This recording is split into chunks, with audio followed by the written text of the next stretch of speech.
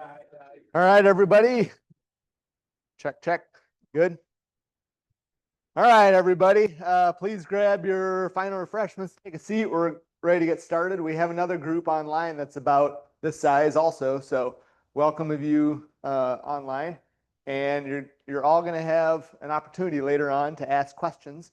And I would say save your questions till the end. Welcome. My name is Guy Lehman. I'm an owner and advisor here at Compass Financial, and I am in charge of our monthly educational events. And this month is the Caregiving Compass, navigating the journey with aging parents and loved ones. Okay, so as I was doing a lot of research on this, the word elder kept coming up. And nobody likes to consider themselves elderly. So I'm just going to talk to us as regular people because it's coming for us all, no matter your age. Okay, and so you may be dealing with parents. You may have seen your parents deal with your grandparents in this way, but really what we're going to be talking about in a chronological order is the arc of the modern last 10 or 15 years of one's life. And so the healthcare decisions that come with that. And so today I am going to be talking, well, let me pause. I also got to talk about our future upcoming events. Next month in October, right, we try to meet on the second Thursday of the month. So second Thursday of October is our annual Medicare update. And I will tell you, you need to understand what's going on with Medicare. There's a lot of changes coming for Iowa. There's carriers pulling out. There is cost changes, and there is benefit changes coming, probably to your plan. So mark that one on your calendar. That's next month. In November, we're going to spend some time talking about the technology that we use here at Compass Financial. We use a note taker. We use secure email. There's LPL account view. We're also going to talk about LPL's technology on the client-facing side. So how to sign up, how to read statements, a lot of just nuts and bolts questions that we see people stumbling and tripping over sometime from a technology standpoint. So we want to cover those things in an event, and that's what we're going to be doing in November. I also want to acknowledge all of our advisors and admins here: Michelle Bjorkren, Alan Holstein, Caleb Pearson, thanks for running AV today, Justin Van Houten, and Steve Connard. And we also have Cheryl Hurst, Julie Greer, Joe Waniger, Nancy Economist, and Hannah Wilson. So thank you to our Compass staff. So what we asked is we went out in the community and picked people from each discipline, I would say, along the spectrum of care. And we are going to cover 5 or 6 areas. And I asked people, come with your 5 most important things about your area of expertise. And we have care at home is often the first step of that. Selecting your next spot, living situation, whether that be a facility or whatever is next in the spectrum. We have the transition then, once you decide on a spot, like how do you get from your home to the spot and all the work that involved there. I have reached out to an attorney, and they have gotten back to me with 5 of their top items from a legal perspective. I'm going to give you the financial advisor aspect, our top 5 most important things. And at the end, the hospice. We have a good family friend that's a hospice nurse. And I'm going to talk about, from a hospice perspective, the top 5 things. And throughout here, I'm going to share my own personal experience because I helped my mom through this arc that lasted about 10 or 12 years through dementia, end of care life, hospice, picking a facility, all the things that we're talking about today. So I do have personal experience there. So we have 3 wonderful guests, and I am going to introduce them, and they're going to spend about 10 minutes talking about their area of expertise. And so our first one, we're going to do care at home. So we have Ann Peters from Home Instead. She began her career with the Home Instead Company in their home office in Omaha, Nebraska back in 2004. And in 2008, she and her husband were moved to start a business locally, the local home instead company, and has since started working also in Newton and Iowa City. So she is passionate about raising awareness in the Des Moines area about the senior issues, challenges, and needs of her clients. So Ann, thank you for coming today.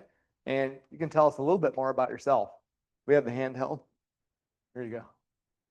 Go ahead and turn that on. Should be good to go. Thank you. Man on. Yep. Yes. So I am local. I live in Urbandale. My husband and I just recently empty nested for, we think, the last time. We hope for the last time. So that's been really exciting. And it has been very fun to expand our reach. We used to just have one county, Polk County, and now we are serving people in 10 counties in Iowa. So it's been exciting. Sure. Go ahead. Yep. Okay. Well, I get to, before I talk about in-home care, I want to talk about how do you even start this conversation? So we really try to encourage people, families, be it adult children, be it seniors themselves. And I will say, I just had this conversation with my mom. She is 75 years old. And she said to me a couple weeks ago at Sunday night dinner, she's like, why do people keep calling me a senior? And I said, Mom, you've worked in this industry. You know why. You've been a member of ARP for 25 years. I think you've earned your title there. But I know it's hard to realize sometimes that maybe it is time to start talking about a plan. And so I think all of us and anyone in our industry can really encourage people to just start having the conversation. It's never too early. How many of your kids have started to have a conversation with you? Has anyone's kids said, hey, Mom, what's your plan? Shame on that. How many of, oh, okay, we got one. All right. How many of you have started to talk to your kids about your ideas? A couple. Okay. Well, it's time, folks. All right. Even if it's not imminent, because if you wait to a moment of crisis, your options are significantly limited. Okay. So just get started with the conversation. Sooner is better than later, as I said, because if you do get to a moment of crisis, it will be a lot harder to look at your full menu of options. And so we want you to have all of those options. It might be the entry, it might be the home care piece, and I'll talk about that more in a minute. I think as you're having these conversations too, it's important to approach it. I am sure you want to choose an option that maximizes your independence for as long as possible. And actually, I'm probably pretty sure your kids want that as well. And so look at what are the things that are important to you? What are the things that are maybe non-negotiables? And what are the things that you might be willing to compromise a little bit on? And then understanding that aging at home is customizable. So I'm going to spend most of my time on this point here. So care at home can look a couple different ways. I would refer to us as supportive home care. So home instead and agencies like ours do not require a doctor's prescription or release to get our services. This is something that anyone can access at any time.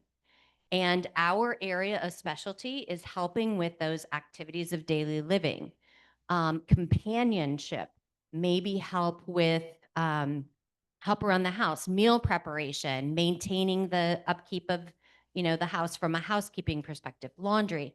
I mean, those are all things I wouldn't mind giving up, quite frankly.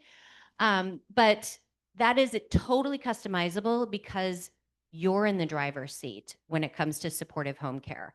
It is typically a private pay situation. If you have invested in a long-term care insurance policy, most of those policies will give you access to a benefit for home care. But you can decide, do you want this 6 hours a week? Do you want this 24/7? Whatever it is that you want, that help at home can be customizable because you're in the driver's seat. All right. Now, what we don't offer in supportive home care is skilled nursing. So that is not your physical therapy. That is not your occupational therapy. That is not a visit from a nurse. That is home health. Iowa likes to confuse it. They like to lump everything under the term home care, but technically home health is the skilled component. And that would be something maybe you've had experience with that after you have had a joint replacement or a hospitalization where there was some rehab necessary. So that would be things like occupational therapy, skilled therapy, speech therapy, things of that nature, where people come into your home for a very short amount of time. It might be an hour or 2 hours. It might be a bath aid also if you're recovering from a surgery. But they're very task oriented and they're very much prescribed by your Medicare benefit. So they will assign a certain amount of services based on what your qualifying diagnosis is. And then as long as you continue to progress in that, they will fulfill what they determine as the appropriate timeline for those services to continue. It might be 2 weeks, it might be 6 weeks. And if at any point you plateau, they will stop providing those services. Home care and home health often work in conjunction with each other.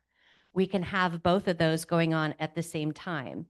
We can have a graduation from home health and then maybe realizing that home care is still needed. So we might still need that assistance. We might feel better about showering if somebody else is there for safety purposes. Maybe you've been left with the instructions to do some exercises from your physical therapy, but it's something that either maybe you're not motivated to do or it's difficult for you to do on your own. That is something that home care can step into and help out with. So it's very customizable that way, but I want to be clear about the difference between home health and home care because they are two very different things. People that access home care are able to, by rights, they can live out their life at home as long as there is someone to support the actual home, the building itself. So it can be combined with any kind of services, hospice services, whatever the case may be. And if you do make a move to a retirement community, home care can also follow you to that. I don't want to steal any of Erica's thunder, but if you move to an independent living, there are no actual physical services, personal care services provided with that.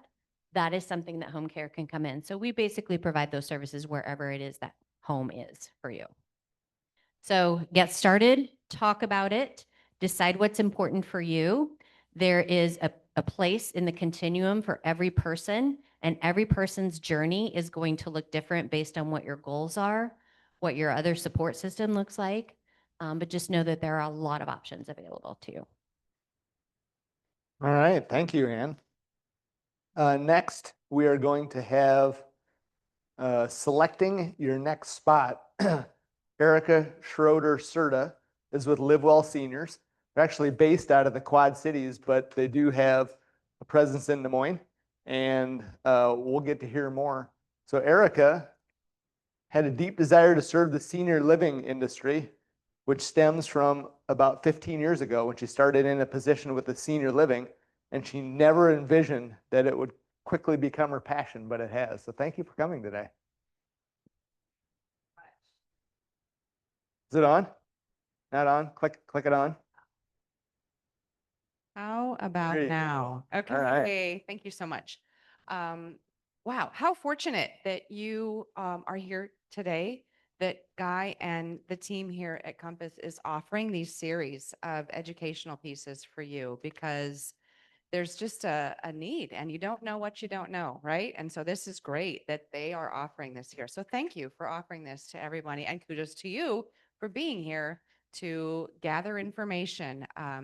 There's a tool out there called You Need a Budget, and it's called YNAP, You Need a Budget. We've adapted that to say YNAP, you need a plan. We need a plan, and this is really what our focus is here to do today, to share. So I do appreciate you sharing and with everything, and you'll hear more from Tisa, but really, I'm based out of the Quad Cities, and it was just a beautiful drive here, and it just got me to really reflecting on just the opportunities that you guys have to choose your own plan, your own future.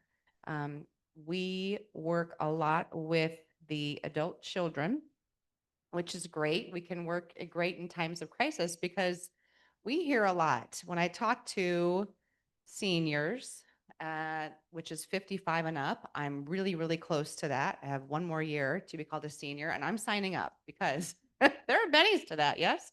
So when I talk to folks and they say, I'm going to stay at home as long as I can. Have you said that? You've said that, yes?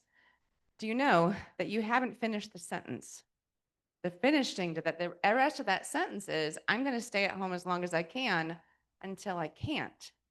And that's the part where Ann talked about, where then, you've eliminated a lot of options that perhaps you might have been privy to prior if you had come up with a plan or just at least know what those options are.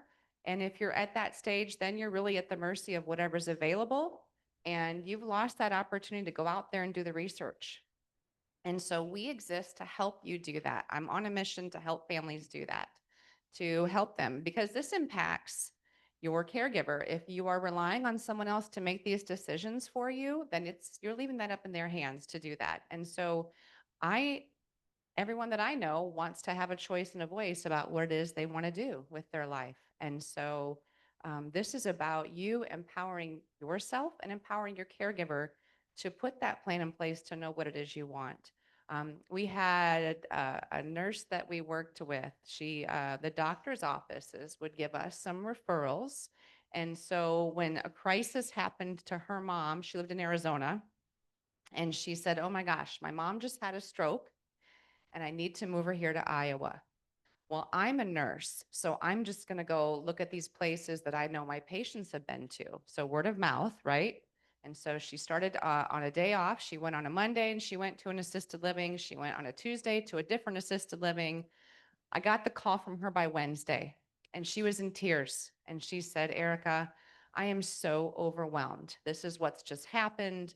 I thought I had enough knowledge, but one assisted living does this, fill in the blank. The other one does this. And this assisted living, they don't do it at all. Why is that? They're all assisted living. Why don't they do all the same things? And she says, I should have called you first. And I said, that's the plan. So, I know that it seems like it would be advantageous to go out there and do this homework. But because they're not all cookie cutter, all of these senior livings, they're not cookie cutter. They do not all offer the same thing specifically, even though it falls under the umbrella of independent or assisted living, for example. And so we exist to help you navigate that. We are local and we have set foot in all of these places. And so we know specifically what they offer. We know who manages these types of places. We know exactly what they offer. And so just like they're not all cookie cutter, your situations aren't all cookie cutter. And you have a unique set of circumstances that may align really great for a specific place or two. And so we're here to help guide that to you and know which places offer what. We don't have that crystal ball to know exactly what's going to happen with our future, right? I don't know that I'd want to know even if I did. But we do have some known risk factors with some people's circumstances. And so if we have those known risk factors, we can guide you to some next steps to help you identify what that might mean for you. And you're always in the driver's seat. You can always make your own decisions. You've just got a guide to help you do that. Our services are free. They are free to you. We are reimbursed by our partners in the community. And so we can connect with those places, and it's never going to be a fee for you. And so that's where I want you to know that too.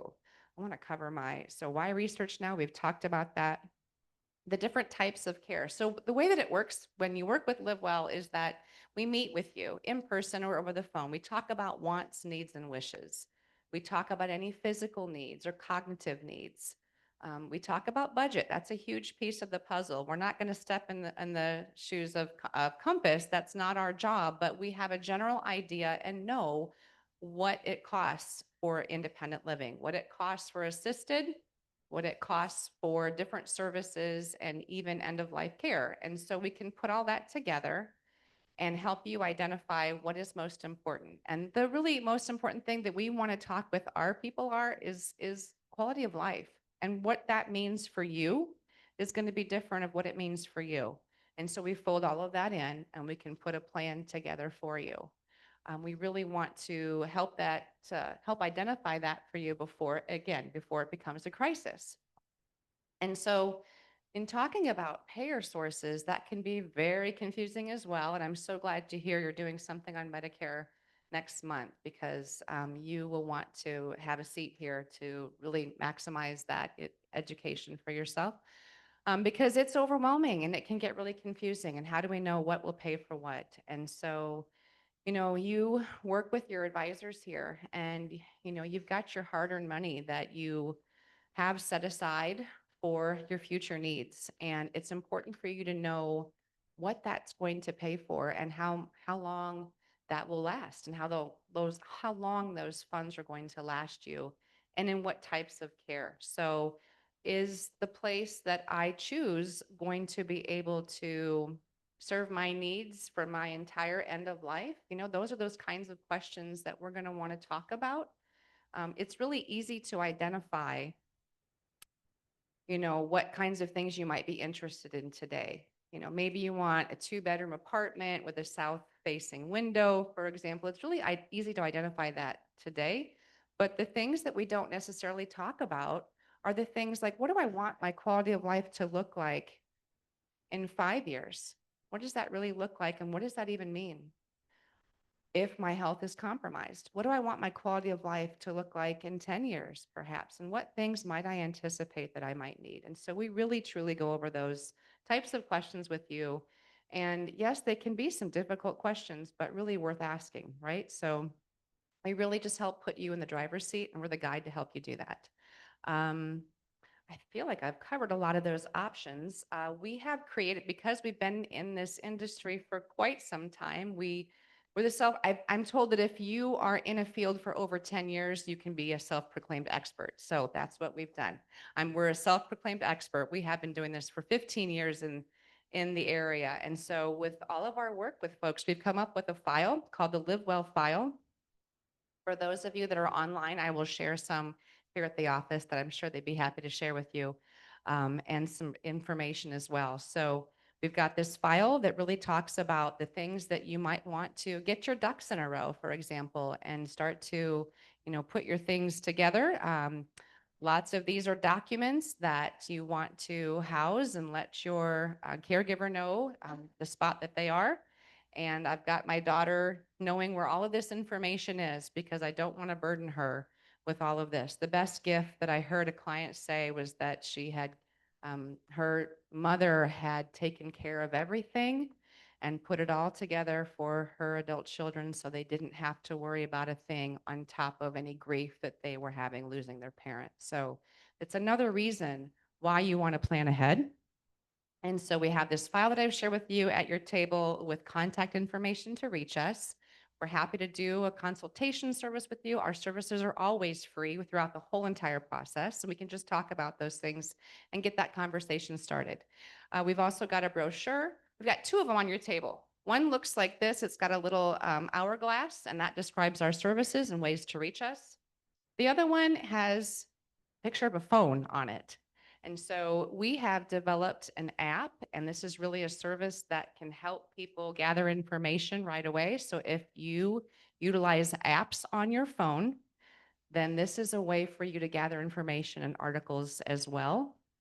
There are QR codes on there. I'm happy to stay after and help you get that on your phone if you would like. It is free to use here. We've created a user code. And so your user code today is DSM 2025.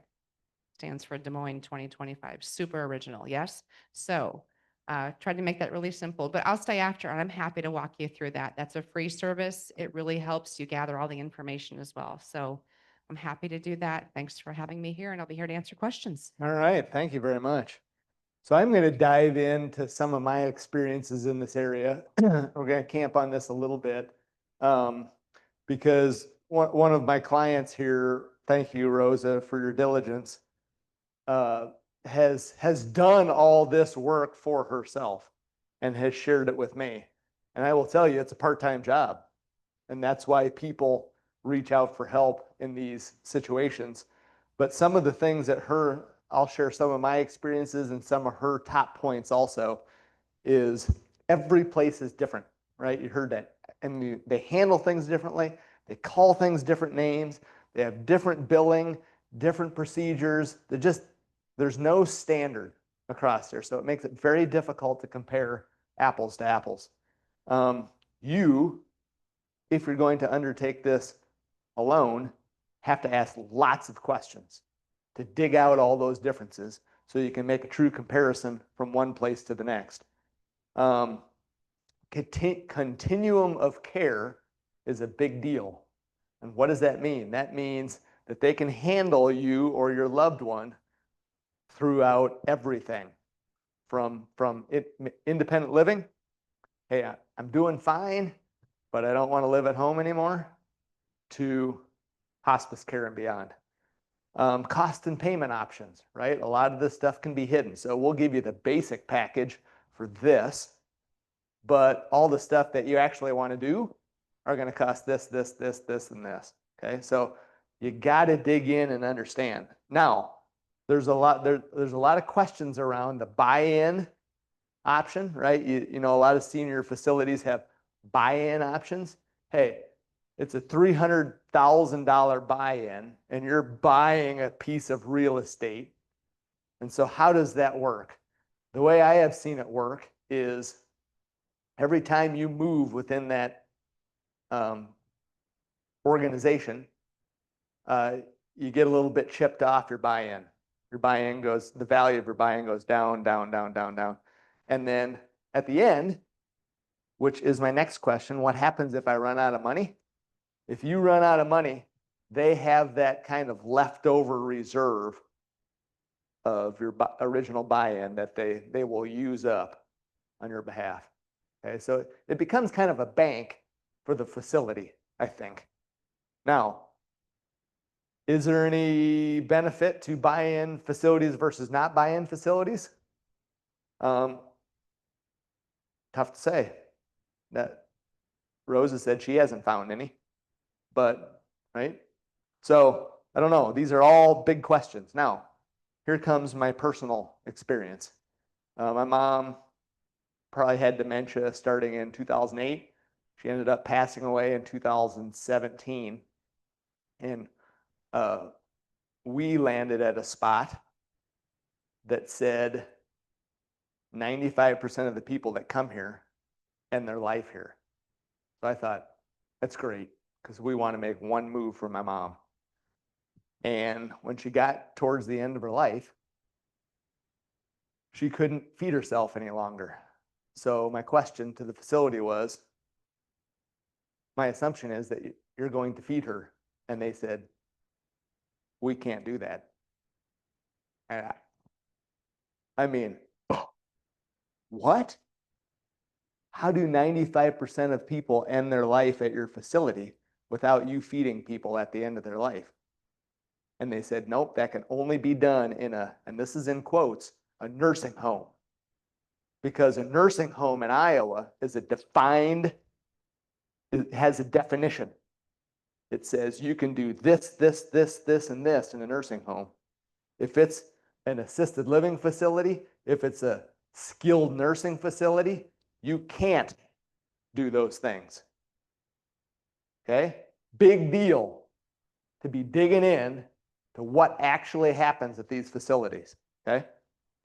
We did end up moving her into a nursing home, and unfortunately, it was a short stay, as you might expect at that stage of life, but it still needed to be done. Do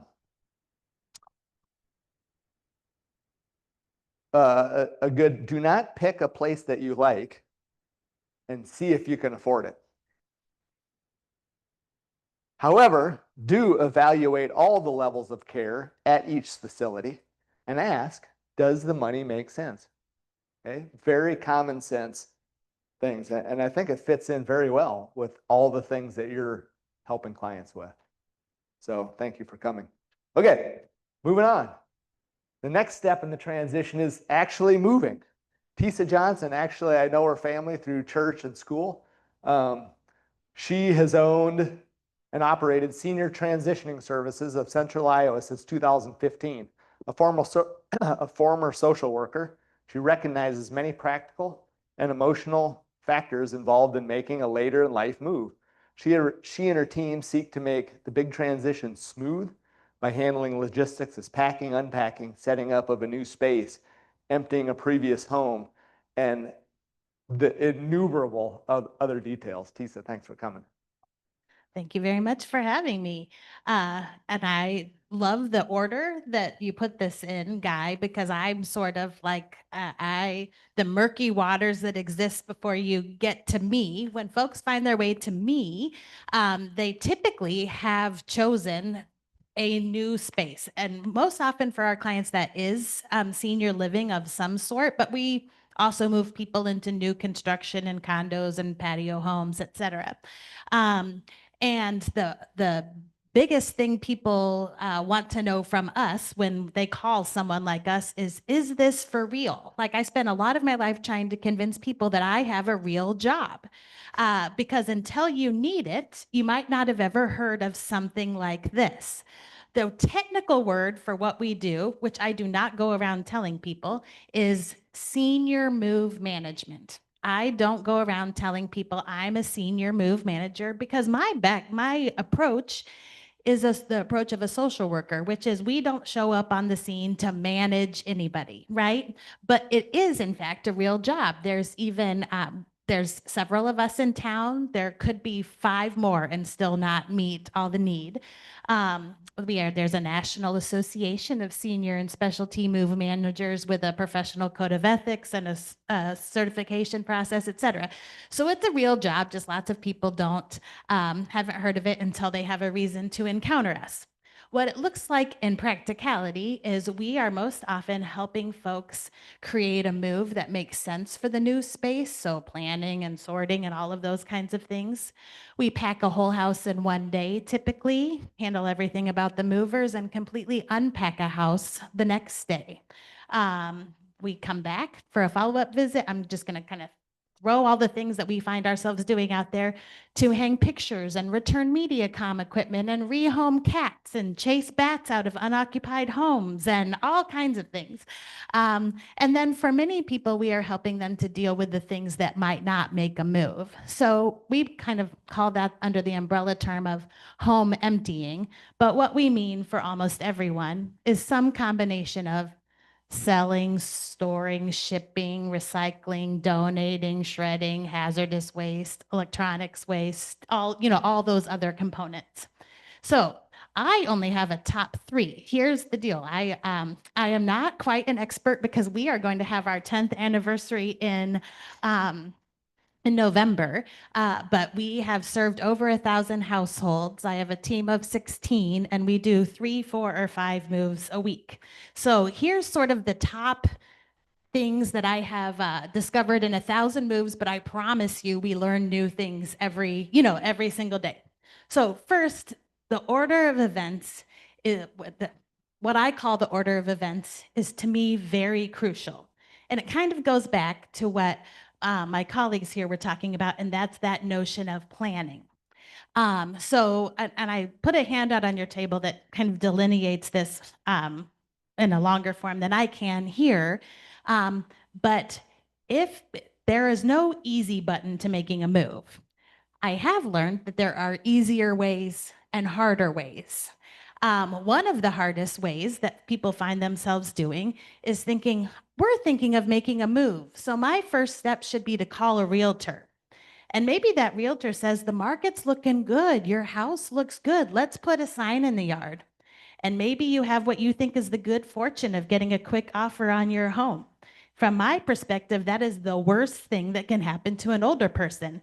It's one thing if you're picking up 100% of what's in your home and moving it somewhere else. It's another thing if you have now a ticking time bomb of 6 weeks till a closing to deal with every single item, that's in your home of 50 years, et cetera. If there is a easiest, most straightforward way to make a move, and this is where having good financial advising can really be a help. If it's at all possible for you to select the place that you are going first and then make the move as your first step, which often means maybe straddling, some living expenses in two places for a short period of time. But what I hear from folks all the time is we want to move maybe in 2 years. So we're going to spend the next 2 years going through closets and going through the basement and dealing with the attic. All of that may be fine, but to me, it doesn't move the needle on what's most important. The most important thing, and the thing that I suggest anybody spend all their energy on, is finding what the next place is for the reasons that Guy, and everyone have mentioned. You can go through closets and go through your books till the cows come home. But until you have chosen apartment 24B at XYZ community, and we're standing in that space and we go, this apartment, I can either have 4 bookshelves or 3 bookshelves or 2 bookshelves. Maybe I could choose the library table and 2 bookshelves. Here are my options, because we can't argue with the laws of physics. We go in the closet and say, here in this closet, there's 115 inches of hanging rod space. So guess what? Now I know I could have been going through closets for 2 years, but now I have the physics of the matter, and I know it's my job to go home and pick out 115 inches of hanging rod clothes to move.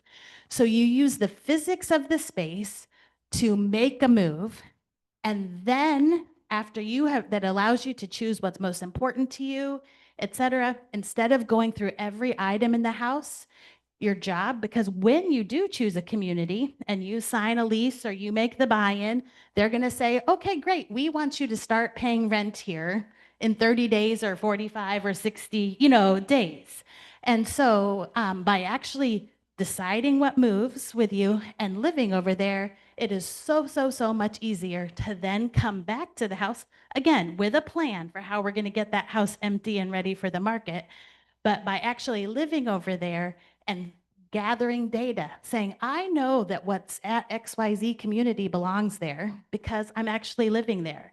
And now when I go back to the house, I can look around and say, okay, everything that's at the community in my new place belongs there, and I know that. And everything's at the house needs some other solution. Might be starting with family, might be tag sale, might be take it all to donation, might be call. It's not a good solution, but there's often an oldest son in a family who says, well, we'll just call a 1-800-GOT-JUNK and throw it all away, right? Okay, so planning in what order to do things I cannot emphasize enough, immensely impact how stressful all of this can be. Focusing first on where you're going to go, getting there, and then dealing with the stuff. Okay. Often if you watch HGTV shows, they'll say, have I used it in a year? They have all these different litmus tests for what's important. What I've landed on is, instead of maybe thinking about what's most practical, etc., I encourage people to start with, let's go on a treasure hunt. Let's find what are the treasures in the house, the things that are the most, and I don't mean financially, I mean the things that bring you the best memories, the most joy, etc. We find people going through cookbooks all the time. Can anybody guess? We can spend lots of time sorting through cookbooks with folks, and often people will have a whole bunch. But at the end, when they get down to what they really want to keep, can anybody guess what those cookbooks are? I think I say it. Church cookbooks, right? Yep, because they've got the names of your neighbors and your church members and your relatives and people's handwriting in them, etc. I don't care if you're never going to cook again. We can find room in any apartment or kitchenette for 7 Lutheran church cookbooks, right? And so those are the things that are the treasures, right? Way more than maybe some other things that might be considered practical. The question I really encourage people to ask is it really a treasure if it lives in a box? Like down there in the basement somewhere. So maybe starting with, instead of what do I need to keep, maybe starting with what are my treasures and how can I put them and display them in a way that I enjoy them in my everyday life, right? Okay. And finally, here's the quick primer on the value of things. We work with people across the whole socioeconomic spectrum. Regardless of how much money you have, how much great stuff you have, how much junk you have, I believe this rule to be true. It all at the end of the day comes down to time versus money versus hassle. So a quick example would be a junk drawer. Does anybody have a junk drawer? Or more, right? All right, so some people would say, oh, I'm going to go through my junk drawer. And look, here I found all my freebie pens that I've gotten from different places. And some people who have low tolerance for hassle would just pitch those right into the trash can. Others might say, oh, I don't want to throw away perfectly good pens, but I better test them to see which ones are good. So I'm going to sit down and spend 45 minutes sorting the wheat from the chaff. And then you might put the good ones that work in a donation box. Some people who have a high tolerance for hassle would then say, well, I don't want people to have to spend money on pens that I got for free. I better hop in my little car and drive around to the elementary schools, peddling my pens and my notebook paper. So you can see high on hassle. Maybe it makes your little heart happy, but imagine trying to do that process with every category of things in your house. On the other side, let's say you have a really nice sectional downstairs, maybe in the basement. Leather sectionals, even fake leather sectionals, really hold their value. They're more of a sellable item than a donatable item. And let's say you say, if I could find someone to spend the right amount of money, I'll take it, I'll sell it. But if nobody comes along who's willing to give me more money than the money that I want, then I'll keep it, right? If you put a sign in the yard, and all of a sudden, you need to be out of that house in 6 weeks. Guess what? All of a sudden, you might find yourself, because of time, having to pay someone to haul that sectional away in order to get to the empty house, right? So we're always weighing what's really worth putting our time into selling or donating. How much hassle are we evaluating? How much money might it cost us to deal with it? And my final wrap-up point on that is if you're able to choose what moves with you, what your treasures are, and you have selected those and perhaps even brought them to your new place. Your family has come through and taken what they can absorb, into their households. What's left for almost everyone, unless you have like $100,000 piece of art on the wall or a sports car in the garage, what's left in terms of the leftovers, not emotionally, but financially, for almost everyone, is an obstacle to getting to the real asset, which is the real estate. So to spend 6 months taking 50 loads to Goodwill, when you're paying property taxes and maintaining a home, might not make sense, again, with that time versus money versus hassle equation. Okay. There's more about that on those sheets, because that's a lot to throw at you. That's why there's only 3. All right. Yeah, I appreciate it. Thank you. Yeah, just go ahead and put that on the table. Just a few points for somebody who's done all that was photos is the big one, right? So I looked through probably 25,000 slides. Remember slides? 25,000 slides and picked out 200 or 300 of the treasures. And I learned a couple things about taking pictures. Don't take pictures of buildings. Those get thrown. Don't take pictures of like postcard stuff, like pictures of the pyramids get thrown. The only ones that I keep have what in them? People. Take pictures of people. Those would be the ones that you keep. Okay. I'm going to talk about financial advisor and the kind of the top 5 things. And this is not financial advice. It doesn't really even get into the nitty-gritty details. It's the softer side. What I learned and what I have learned watching others go through this is money has one purpose: to take care of us. That's it. And I'm talking about the generation that has the money. It's to take care of you, not your kids, not anybody else. Money is for taking care of us, no less, no more. That's it. And in this whole process, there can be alternative sources of funding. For instance, had a client whose mom was a widow to a vet. And there are some nursing home benefits for vets out there. And as a widow, she got part of that. So really check around.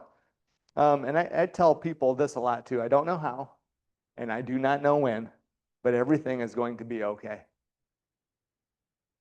Okay. I will say that having a lot of resources, money, makes things easier. Not having much makes getting care more difficult because it's care for people that don't have much in the way of resources is often tied to governmental programs. That's a lot of hoops to jump through.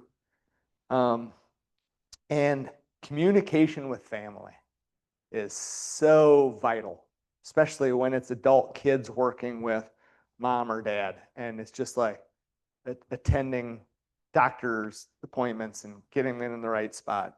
Okay, that's the financial advisor spot. Attorney, legal advice. Get your affairs in order. And by that, I mean tidying up your estate plan and understanding who's handling what. Okay?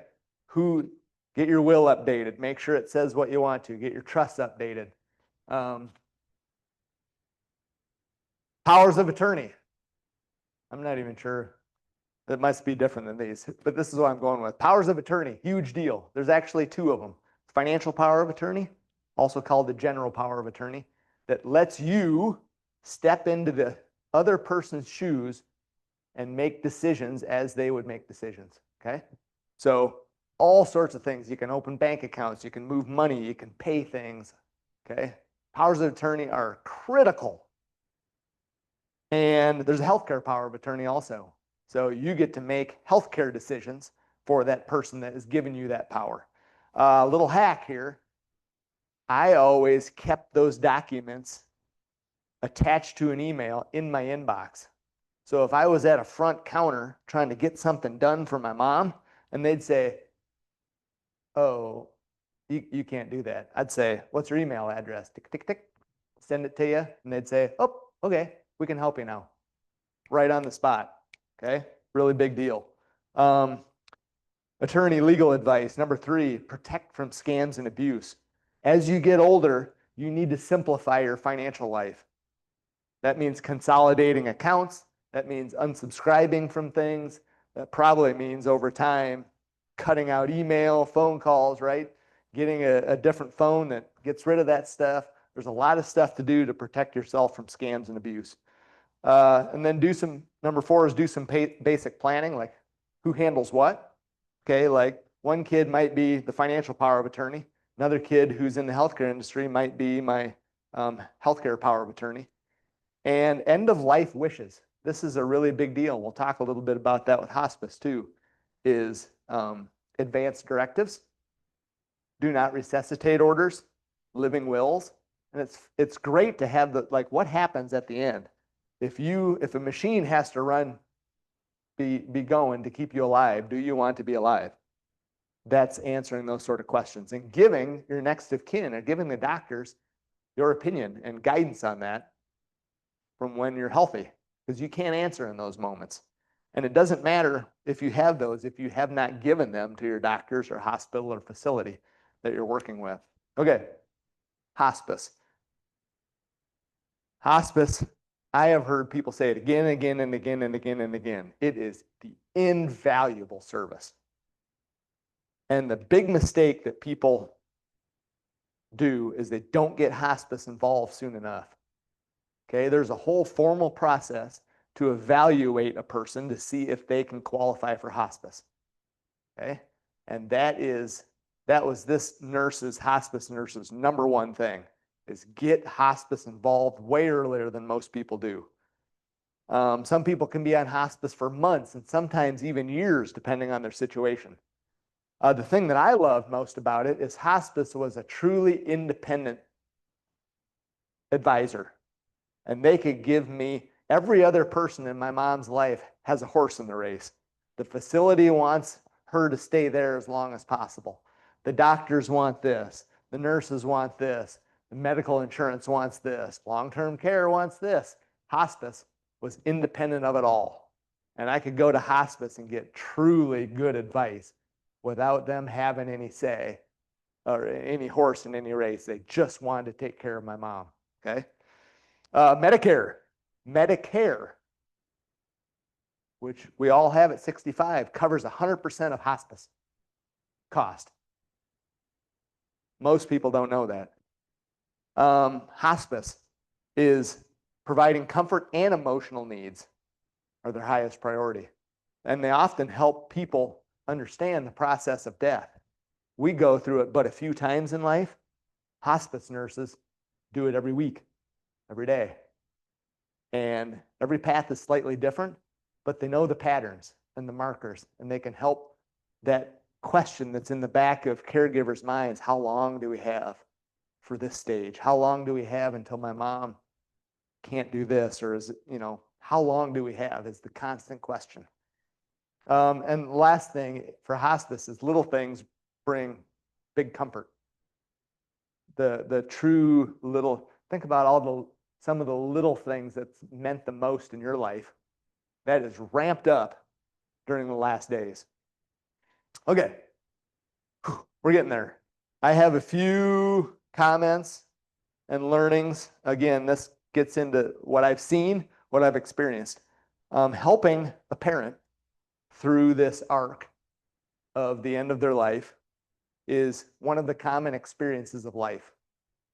It's kind of like elementary school. Everybody will have this experience about helping a loved one through the arc of health in the last years of their life. No two stories are the same, but the timeline is often similar.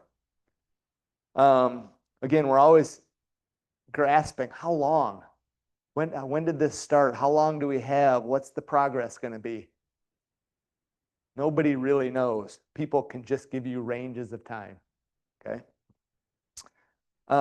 And with that, often, especially with dementia, which is so very common, today is the best day you're going to have. And it really helps you focus on what really matters is the present moment. Okay, because it's a degenerative disease over time, and that sneaks up, and the mental problem catches a lot of people over time. So today is the best day. Enjoy it. Everybody feels behind the ball, and you can. Everybody's just like they're in panic mode. What? How did this happen? How did we get to this spot? And I always went to two questions. Are they in a good spot right now? And by they, I meant my mom. I asked these two questions. You can ask this of your loved ones or yourself. Am I in a good spot right now? If the answer is no, how can I rectify that? How can I improve it? Second question is, are they getting the help that they need? The answer is no. How do I improve that, right? And it's getting into some of these resources that's available to you. I have seen nobody is going to care for parents like family. And I have seen the way that a daughter can take care of a mother that a son simply cannot. I don't know. It's one of those miraculous things. Also, I will tell you, counseling helped me through this time with my mom appreciate what was going on because I didn't understand it. And it was scary, and I was 35 and losing my mom. Okay? So be open to hearing and working with somebody maybe through this whole process. Okay, back to the advice part. Parents, you need to drive this conversation because the kids will follow your lead. It is up to you, not your kids. Because I will tell you, as soon as kids get involved, what's going on? Bad stuff. Children only step in when things are going poorly, correct? Right? Happens again and again. They are reacting to your situation, not planning for it. Okay, so parents, is your responsibility. Giving up driving, very difficult.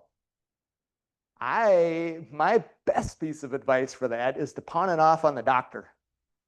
And you grab the doctor before a medical thing and say, hey, my mom or dad should not be driving.